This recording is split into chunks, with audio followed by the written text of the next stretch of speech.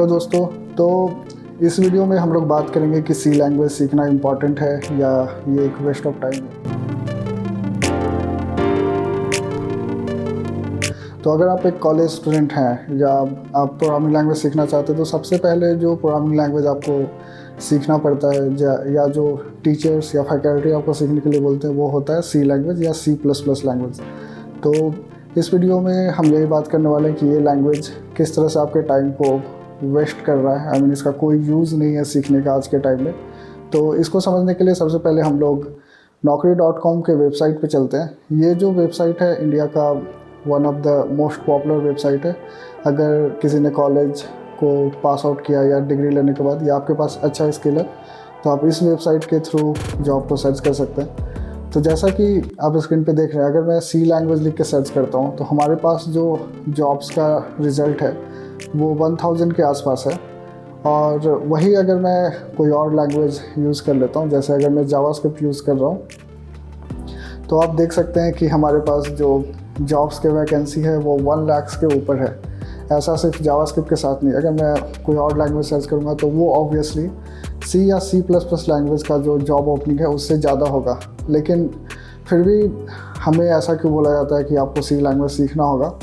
तो इसके पीछे रीज़न ये है कि बहुत सारे लोग जो सी लैंग्वेज सिखाते हैं उन्हें पता है कि आपको कुछ नहीं पता आता है और आपको अगर प्रोग्रामिंग सीखना है तो सी लैंग्वेज के नाम पे, उसके कोर्सेज़ के नाम पे अच्छा पैसा ले सकते हैं। जैसा कि आप देख सकते हैं सी लैंग्वेज का जो व्यूज़ होता है पॉपुलर चैनल्स पे वो मिलियंस में जाता है। और अभी तक आप जान चुके होंगे कि अगर आप सी लैंग्वेज 1-2 साल टाइम देके सीख लेते हैं तो उसके बाद जॉब्स का मार्केट में इसका क्या हाल है। अब आप में से बहुत लोग बोलते होंगे कि ये एक बेसिक सा चीज़ है जो कि अगर हमें प्रोग्रामिंग लैंग्वेज सीखना है तो हमें सी लैंग्वेज तो आना ही चाहिए। जैसे कि अगर आपको इंग्लिश लैंग्वेज सीखना है तो आपको अल्फ़ाबेट्स का नॉलेज होना चाहिए, बिल्कुल उससे आप कंपेयर कर सकते हैं। लेकिन यहाँ पे सिर्फ सी लैंग्वेज की बात नहीं है। अगर आप सी लैंग्वेज को इतना प्रेफरेंस देते हैं तो सी लैंग्वेज से पहले और भी लैंग्वेज आया है, जैसे कि पास्कल है, कोबोल है। तो आपको वो सब लैंग्वेजेस भी सीखना चाहिए अगर आप सी लैंग्वेज में इतना इंटरेस्टेड है। और सोचिए कि अगर आपने अपना पूरा टाइम, जैसे आपने 1 साल सी लैंग्वेज में दिया, आपने उसको अच्छे से पढ़ा सीखा, उसका नोट्स बनाया, उसके एक एक चीज़ को आपने रट्टा मार लिया और उसके बाद आप अगर जॉब के लिए जा रहे हो तो आपके पास तो कंपटीशन बहुत हाई है। आपने अपने फैकल्टी का या जो भी आपको कोर्स सिखा रहे हैं उसके बाद को मानते हुए आपने और भी चीज़ को कवर अप कर लिया, जैसे कि आपने C++ भी सीख लिया और आपने सी लैंग्वेज से डेटा स्ट्रक्चर्स एंड एल्गोरिथम भी सीख लिया। लेकिन फिर भी क्या आपको जॉब मिलेगा? इसका जवाब थोड़ा मुश्किल है। कहाँ आप लोग अगर उतना टैलेंटेड हैं, 1000 के अंदर आप आ रहे हैं तो आपको ऐसे ही जॉब की ज़रूरत नहीं होगी।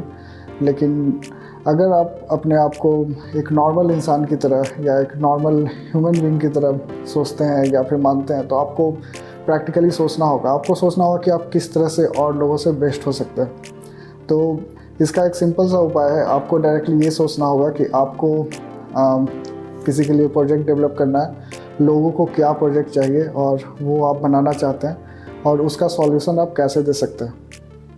सिंपल मैं एक एग्जांपल ले लेता हूँ। अगर किसी को अपने बिज़नेस का प्रमोशन कराना है तो उसका बिज़नेस का जो इन्फॉर्मेशन है वो ऑनलाइन जाना चाहिए। ऑनलाइन कैसे जा सकता है? तो उसके लिए वेबसाइट होगा।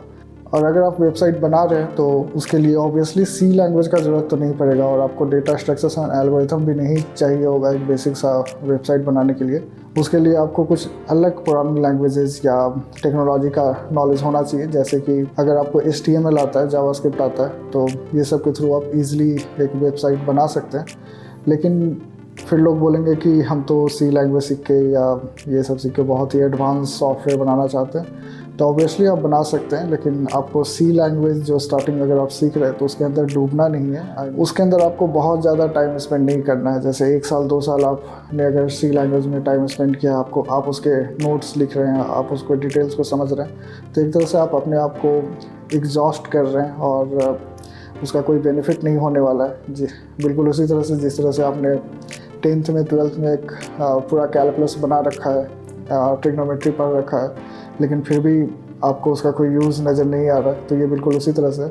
तो अभी आपको प्रैक्टिकल वे में सोचना होगा कि आपको क्या, अगर प्रोग्रामिंग लैंग्वेज आपको सीखना है तो आपको ऐसा क्या नॉलेज होना चाहिए। मेरे अकॉर्डिंग आपको सी लैंग्वेज वगैरह देखना चाहिए, लेकिन बेसिक देखना चाहिए कि ये प्रोग्रामिंग हेल्प कैसे करता है, ये बेसिकली काम कैसे कर रहा है, इसमें कीवर्ड्स क्या होता है, वेरिएबल्स क्या होता है, इंटीजर, फ्लोट, मतलब इसके टर्म्स से आपको इंट्रोडक्शन लेना है। वो आप इजीली 1 वीक के अंदर अंदर ले सकते हैं, या बस आप एक सी का कोई भी बुक लिख के उसको पढ़ के आप नॉलेज ले सकते हो। उसके लिए आपको बहुत ज़्यादा टाइम देने का ज़रूरत नहीं पड़ता है। आप सी लैंग्वेज को पूरा इन डेप्थ देखना चाहते हैं तो उसमें आपको देखना होगा कि ये कहाँ पे यूज़ होगा, मेरे कौन से फील्ड में यूज़ हो रहा है, और उसके बाद उस फील्ड में एंट्री लेने के बाद, वहाँ पे जॉब लेने के बाद आप उसको सीखें तो आपके लिए ज़्यादा अच्छा होगा, क्योंकि उस समय आपको लैंग्वेज सीखने का पेमेंट मिलेगा, जिससे कि आप मोटिवेटेड रहेंगे वो काम करने के लिए। अगर आप एक स्टूडेंट है तो आपको बहुत ज़्यादा टाइम नहीं देना चाहिए मेरे अकॉर्डिंग कोई भी इनिशियल लैंग्वेज पे, क्योंकि डायरेक्टली आपको प्रोजेक्ट्स के साइड पे मूव करना चाहिए, प्रोजेक्ट्स बनाने आना चाहिए आपको। और कोई भी प्रोजेक्ट्स है तो वो आप अभी यूट्यूब से देख के उसको सीख सकते हैं। एग्ज़ाम्पल के लिए, अगर आप एक मोबाइल ऐप डेवलप करना चाहते हैं तो आपको बहुत सारे जो कोर्सेज़ वगैरह है वो आपको अभी एंड्रॉयड सिखा रहे होंगे कि आपको एंड्रॉयड आना चाहिए।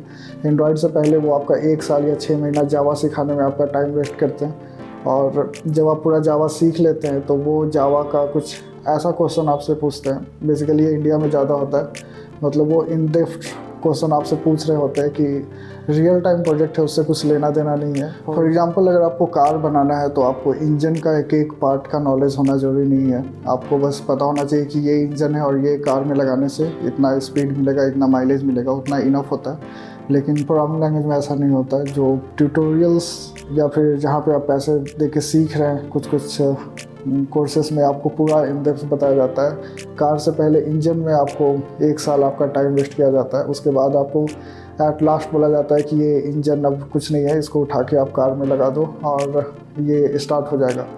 तो इससे आपको बचना है, आपको बस पता होना चाहिए आपके यूज़ का क्या है और उसके अकॉर्डिंग आप सीख सकते हैं।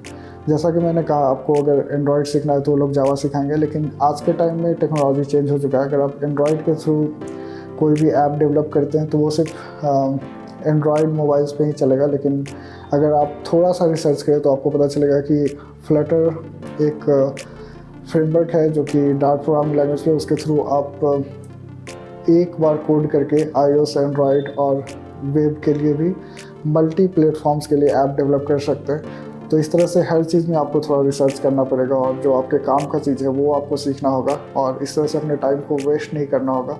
क्योंकि अगर आप अपने टाइम को वेस्ट करते हैं तो ऑब्वियसली आपका टाइम वेस्ट हो रहा है, आपका पैसा वेस्ट हो रहा है, और फिर आप नेक्स्ट स्टेप लेने में डरने लगते हैं, फिर आप नेक्स्ट स्टेप नहीं लेते हैं और आप डीमोटिवेटेड हो जाते हैं और आप प्रोग्रामिंग सीखना ही बंद कर देते हैं। तो इससे आपको बचना होगा। सेम इसी तरह से प्रोग्रामिंग लैंग्वेजेस में भी होता है। अगर कोई आपको डेटा स्ट्रक्चर एंड एल्गोरिथम सिखा रहा है तो आपका यूज़ केस आपको पता होना चाहिए कि आपको ये जो डेटा स्ट्रक्चर एंड एल्गोरिथम है, सी लैंग्वेज है, कौन से इंटरव्यू में आपसे पूछे जाने वाला है, आप उस इंटरव्यू के लिए रेडी हैं। अगर आपको उस इंटरव्यू में, अगर आपने 1 साल प्रिपरेशन किया और वो इंटरव्यू आपसे क्रैक नहीं हुआ तो आपका पूरा 1 साल बर्बाद हो जाएगा। तो क्या आपको वो सीखना इंपॉर्टेंट है या प्रोजेक्ट पे डायरेक्टली काम करना आपके लिए ज़्यादा इंपॉर्टेंट है? क्योंकि अगर आपने किसी प्रोजेक्ट पे काम किया है और उसमें आप फेल भी होते हैं तो आपके पास एक अच्छा नॉलेज होगा, और उसके थ्रू आप कहीं भी अप्लाई करके अपने स्किल्स को दिखा के आप एक अच्छा जॉब ले सकते हैं। इस तरह से आपको प्रैक्टिकल वे में सोच के सिर्फ ऐसा भेड़ चाल वाला काम नहीं करना है कि सब कोई सीख रहा है तो हम भी जाके वो सीख रहे हैं और इसका कोई बेनिफिट आपको नहीं मिल रहा है, क्योंकि उसमें से जो बेस्ट होगा 1-2 सिर्फ उसी को बेनिफिट मिलेगा, बाकी सब लोग बस उसके लिए तालियां बजाएंगे। आई होप आपको इस वीडियो से कुछ सीखने के लिए मिला होगा। थैंक यू सो मच इस वीडियो को देखने के लिए। मिलते हैं नेक्स्ट वीडियो में।